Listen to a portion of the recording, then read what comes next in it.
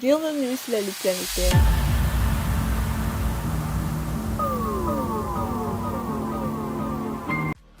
Mais tout d'abord, avant de commencer, n'oubliez pas de vous abonner et activer la cloche de notification, car cela vous permettra de ne plus manquer les prochaines vidéos. Let's go!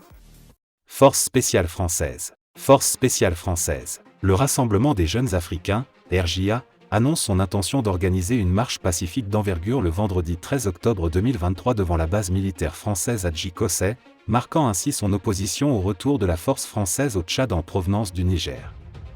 Cette initiative a pour but de sensibiliser l'opinion nationale et internationale sur la question de la présence militaire française en Afrique de l'Ouest. Le président du RJA, Béchir Hassan Oumar, a exprimé le souhait que cette marche soit un rassemblement hautement patriotique et a invité tous les panafricanistes à se joindre à cet événement symbolique.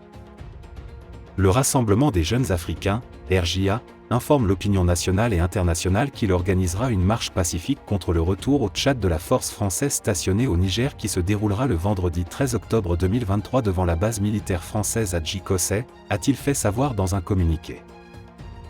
Préparatifs du RJA. Avant d'organiser cette marche pacifique, les responsables du RJA ont pris des mesures pour garantir son bon déroulement. Ils ont engagé des discussions avec les autorités de sécurité pour obtenir les autorisations nécessaires et assurer la couverture par les forces de l'ordre, dans le but de maintenir l'ordre et la sécurité pendant l'événement. Cette démarche du RJA intervient dans un contexte régional tendu. En effet, la France a été contrainte de se retirer en quelques mois du Mali, du Burkina Faso et du Niger, ce qui a attiré l'attention sur le redéploiement de certaines troupes françaises au Tchad. Les observateurs internationaux se demandent si la présence militaire française au Tchad peut perdurer à long terme.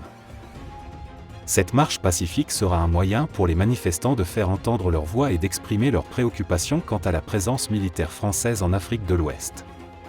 L'événement du 13 octobre 2023 sera surveillé de près, et il sera intéressant de voir comment les autorités françaises et tchadiennes réagiront à cette manifestation.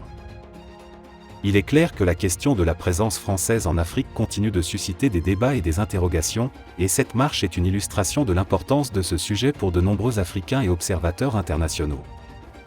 En même temps, la junte au pouvoir au Mali a forcé Air France à revoir mercredi son projet de reprendre ses vols vers Bamako en fin de semaine, tel que annoncé mardi par la compagnie, ont rapporté des médias africains et français.